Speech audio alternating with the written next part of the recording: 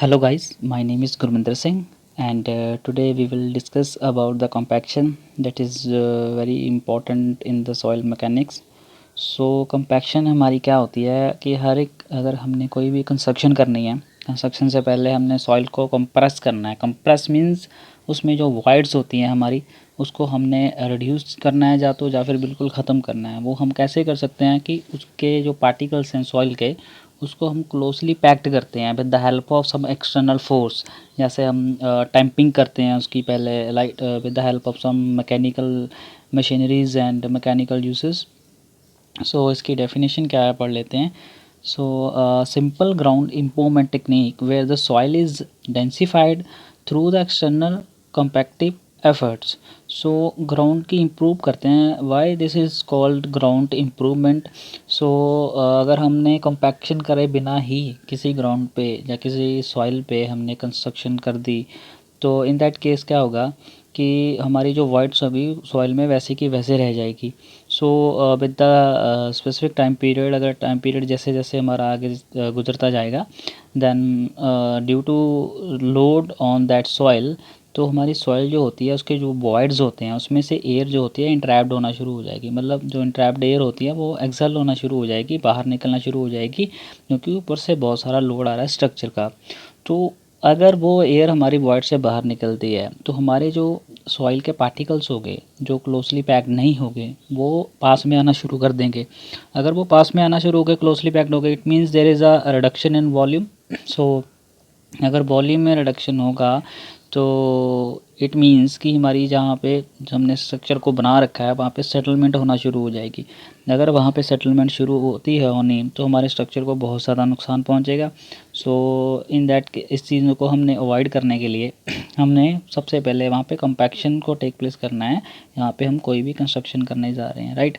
सो आप डायग्राम में देख सकते हो कि यहाँ पे हमने कंपैक्ट करने से पहले जो हमारे सॉइल के पार्टिकल्स थे वो बहुत ज़्यादा दूर दूर है। It means they are not closely packed, there are many voids in between them and maybe water or air present in that voids. So हमने यहाँ पे प्लस वाटर को लिखा हुआ है, ये भी इम्पोर्टेंट चीज़ है क्योंकि हमने जब किसी मिट्टी को कॉम्पैक्ट करना है तो उसके जो पार्टिकल्स के बीच में एक फ्रिक्शन होती है, फ्रिक्शन और वी कैन से दैट एक रेजिस्टेंस होती है जो एक दूसरे को क्लोज आने के लिए या फिर क्लोजली पैक्ड होने के लिए उससे रोकती है।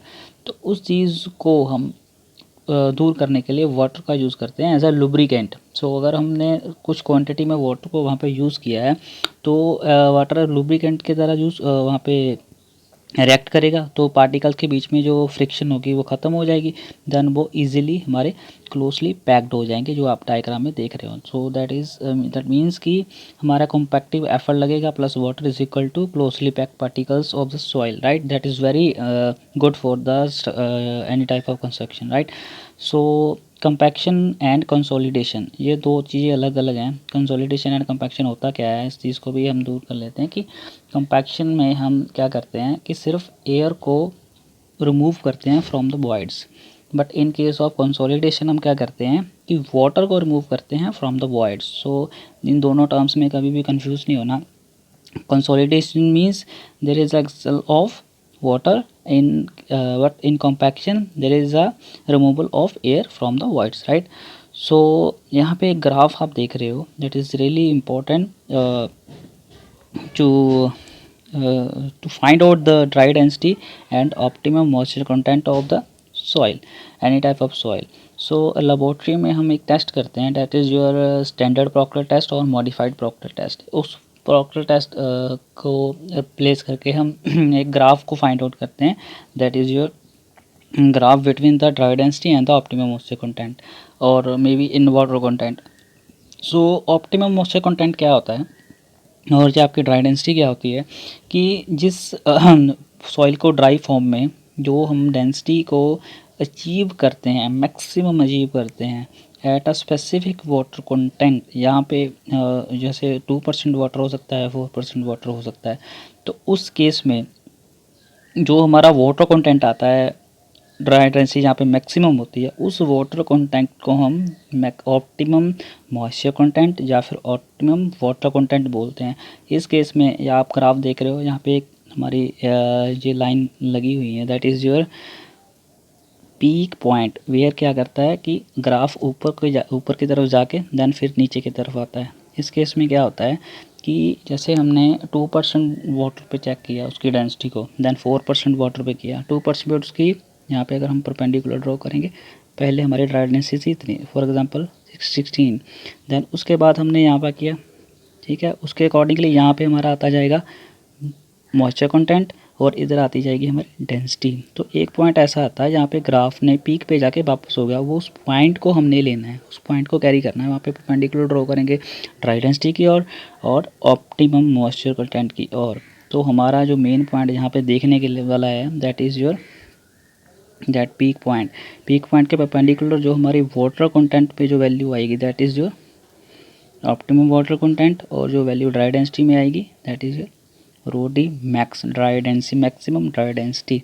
सो अगर हमने सॉइल को किसी की सॉइल को अचीव करना है maximum dry density that is your soil grain densely packed होने चाहिए, good strength and stiffness and low permeability. Permeability क्या होता है कि पानी हमारा कितना ट्रैवल कर सकता है विद इन द सॉइल।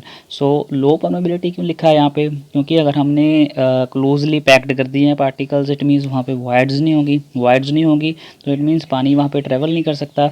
तो पानी ट्रैवल कैसे करता है मिट्टी में या सॉइल में हमारी with the help of your interconnected voids. तो इंटरकनेक्टेड वॉइड्स नहीं होंगे तो परमेबिलिटी हमारी नेग्लिजिबल होगी या फिर लो होगी उस चीज़ की, राइट।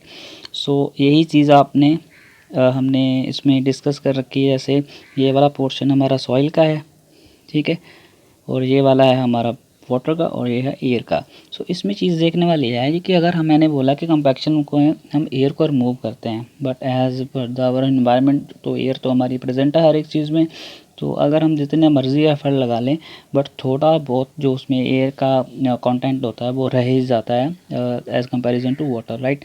सो यहाँ पे एक चीज़ है zero air void curve. Zero air void curve होती है हमारी एक इमेजिनरी कर्व होती है, इसको हम प्रैक्टिकली अचीव तो नहीं कर सकते बट हाँ इमेजिनरी होती है कि यहाँ पे हमारी जैसे जैसे हमारा वाटर कंटेंट वहाँ पे कम होगा वैसे हमारी मैक्सिमम ड्राई डेंसिटी पीक पे होगी। जैसे जैसे हमारा वाटर कंटेंट बढ़ता जाएगा, जैसे कि हमने लिखा है कि सेचुरेशन इज जो 100% वाटर उसमें प्रेजेंट होगा तो हमारा वाटर कंटेंट तो मैक्सिमम हो जाएगा बट ड्राई डेंसिटी वहाँ पे क्या हो जाएगी हमारी negligible. So at that case क्या है हम ये कर्व को अचीव तो नहीं कर सकते बट हाँ इसको इमेजिनरी वहाँ पे शो कर सकते हैं। ये वाली कर्व आपकी वही है, पीक पॉइंट आएगा वहाँ पे आप maximum dry density and OMC optimum moisture content आ जाएगा आपका, right. It is only possible when your saturation is less than 100%। So उसको अचीव करने के लिए हमने फुली सैचुरेट कभी नहीं करना सॉइल को। सो हमारा जो ये इफेक्ट ऑफ कॉम्पैक्टिव एफर्ट्स लिखाया हुआ है, जितना जितना हम एफर्ट करेंगे देन उतनी उतनी हम मैक्सिमम ड्राई डेंसिटी को अचीव करते जाएंगे at a minimum moisture content. At a जैसे जैसे वाटर कंटेंट हमारा बढ़ता जाएगा वैसे वैसे ड्राई डेंसिटी हमारी कम होती जाएगी। सो वाटर कंटेंट हमारा क्या होता है, water content is inversely proportional to rho d. जितनी हमारी ड्राई डेंसिटी ज़्यादा होती जाएगी वाटर कंटेंट कम होगा, या फिर वाटर कंटेंट जितना बढ़ता जाएगा उतनी हमारी ड्राई डेंसिटी कम होती जाएगी। सो ये हमारी लेयर्स की फॉर्म में उसको रिप्रेजेंट किया हुआ है हमने। So there is a line of the optimum. जैसे जैसे हम एफर्ट हमारे बढ़ते जाएंगे तो there are different type of curves like ये हमारी पहली कर्व होगी, then second, then third, then fourth. इनको अगर हम कंपेयर करें इनके पीक पॉइंट को, पहला peak point, second, third and fourth, इनको अगर हम मीटअप करवाएंगे तो it means that is your line of optimum, right. So field में हम कैसे कॉम्पैक्शन को टेक प्लेस करते हैं, there are different methods with the help of the mechanical machineries. The very first one is your smooth feet wheel roller, then vibratory roller, pneumatic rubber tired roller, then sheep foot roller। हमारा diagram आप देख सकते हो कि smooth field roller को easily हम देख लेते हैं कि फील्ड्स में जहाँ पे रोड्स की कंस्ट्रक्शन होती है देन वहाँ पे अगर हमें 20 सेंटीमीटर से 30 सेंटीमीटर तक की कंपैक्शन चाहिए, वॉल्यूम हम रिड्यूस करना है तो वहाँ पे हम चूज़ करते हैं smooth wheel roller। So minimum compact effectively only the 200 to 300 therefore place the soil in a shallow layer lift, right। So आगे आता है हमारा वाइब्रेटरी प्लेट्स। वाइब्रेटरी प्लेट्स को हम उन एरियाज़ में यूज़ करते हैं जैसे लाइक हमने टाइल्स को अपनाना है या फुटपाथ में, जहाँ पे स्मॉल एरियाज़ में जहाँ पे बड़ी मशीनरीज को लाना पॉसिबल नहीं होता, वहाँ पे हम वाइब्रेटरी प्लेट्स को यूज़ कर सकते हैं, जहाँ पे प्लेट्स में थ्रू द वाइब्रेशन हम मिट्टी को नीचे कॉम्पैक्ट करते हैं, राइट। सो नेक्स्ट हमारा है शी फुट रोलर। तो क्लेई एरियाज़ में जहाँ पे हमारा वाटर कंटेंट ज़्यादा होता है, सो बाकी हमारे न्यूमेटिक रोलर और शी फुट रोलर दूसरे as comparison to vibratory roller, हमारा शी फुट रोलर ज़्यादा वर्क करता है, क्योंकि यहाँ पे इसको मशीनरी को कोई इजीली मूव करता है उसमें क्लेई में, और due to that some foots in the rollers are helping to the compact the clay soil at a very comfort zone, right. So next है हमारा इम्पैक्ट रोलर। इम्पैक्ट रोलर के आगे जो हमारा इम्पैक्ट ड्रम लगा होता है, that is your rectangular shape that is circular from the corners. So हमारी अगर 2 से 3 मीटर कम्पैक्ट लेयर को हमने कॉम्पैक्ट करना है तो हमारा इजीली हम इसको इम्पैक्ट रोलर को यूज़ कर सकते हैं, राइट।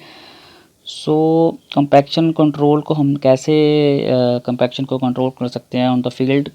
फॉर एग्जांपल हमने एक रोड को कंस्ट्रक्ट करना है, तो रोड को कंस्ट्रक्ट करने के लिए हमने रूलर तो वहाँ पे चलाना है, बट हमें नहीं पता होता कि हमने कितनी कंपैक्शन करनी है, या फिर हम कितनी देर तक रोलर को चलाएंगे तो कितनी हमारी कंपैक्शन अचीव हो जाएगी। सो हम नंबर ऑफ़ टर्न्स रख लेते हैं कि हाँ इस स्पीड पे हमारा रोलर जाएगा और इतनी टर्न्स लेगा तो हमारी इतनी कंपैक्शन अचीव हो रही है, तो उस चीज़ के लिए हम उसको कंट्रोल कर सकते हैं। देन हमने टेस्टिंग किस पॉइंट पे करनी है, हमने एक टेस्ट करना है 1000 मीटर पर क्यूब वॉल्यूम के लेके। जैसे हमारा 1000 मीटर पर क्यूब मीटर क्यूब हमारा हो जाता है एरिया कंपैक्ट, तो हमने सैंपल लेके फील्ड में या तो स्टैंडर्ड प्रोक्टर टेस्ट या फिर मॉडिफाइड प्रोक्टर टेस्ट हमने कर लेना है। सो लेबोरेटरी कंपैक्शन टेस्ट हमारा क्या है, 2 तरह के होते हैं, पहला स्टैंडर्ड प्रोक्टर टेस्ट, दूसरा है हमारा मॉडिफाइड प्रोक्टर टेस्ट। सो इन चीज़ों में क्या है, हमारा एक बाउल होता है, मोल्ड होता है, that is your 1000 ml in standard Proctor test and modified. So यहाँ पे इसकी स्पेसिफिकेशंस लिखी हुई हैं। इसमें 3 लेयर्स में हम मिट्टी को डालते हैं, 3 लेयर्स में उसको बारी बारी कंपैक्ट करते हैं। हर एक लेयर में हम 25 नंबर्स ऑफ ब्लोस देते हैं हर एक लेयर को। तो हमारा जो वेट होगा हैमर का वो स्टैंडर्ड प्रोक्टर टेस्ट में रहेगा 2.7 kg पर, ठीक है, और मॉडिफाइड में रहेगा 4.9 kg पर हैमर, राइट। तो नंबर ऑफ़ लेयर्स इसमें 3 रहेगी और मॉडिफाइड में 5 रहेगी। और इसमें जो हमने ड्रॉप करना है हैमर को किस हाइट से करना है, इसमें स्टैंडर्ड में हमारा रहेगा 300 mm और मॉडिफाइड में हमारा रहेगा 450 mm का ड्रॉप, राइट। तो इसकी वजह से इससे हम वैल्यूज़ फाइंड आउट करते हैं your optimum moisture content and with respect to that water contents dry density की वैल्यूज़ डेंसिटी की वैल्यू फाइंड आउट करते हैं।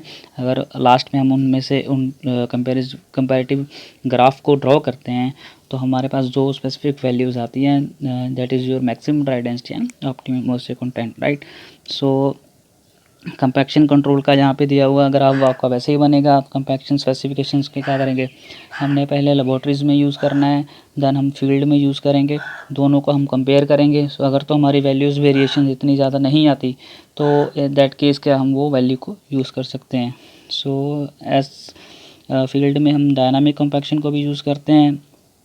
डायनामिक कंपैक्शन हमारी मेनली ग्रैनुलर सॉइल्स में ही यूज़ होती है, या फिर हमारा जो karst terrains with the sink hole, जहाँ पे होल्स बन रखे हैं मिट्टी के नीचे, अगर पाइपिंग हो रखी है पानी से, बारिश का पानी नीचे घुस रहा है, या फिर हमारा कोई रेजरवायर है अब इसमें उसका पानी नीचे घुस रहा है, तो उस चीज़ में हम डायनामिक कंपैक्शन को यूज़ करते हैं। ये आपकी कुछ डायग्राम्स है जहाँ पे डायनामिक कंपैक्शन यूज़ होती है, राइट।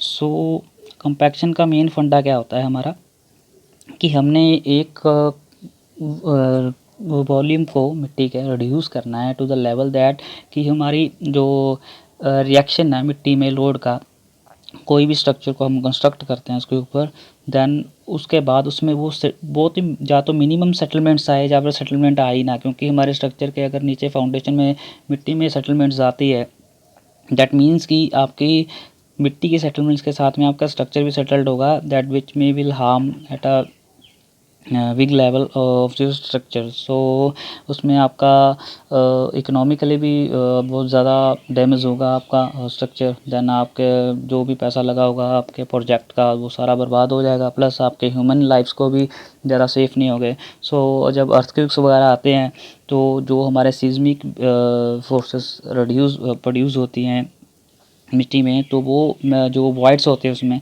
वो ज़्यादातर वॉइड्स में हमारे जो सॉलिड पार्टिकल्स होते हैं वो सेटल जो क्लोजली पैक हो जाते हैं वो सेटल्ड हो जाते हैं। अगर हमने अच्छी तरह से कॉम्पैक्ट कर रखा है मिट्टी को तो इस जैसे केसेस बहुत कम हो जाते हैं। So the compaction is very important before the any type of construction. Okay, thank you guys.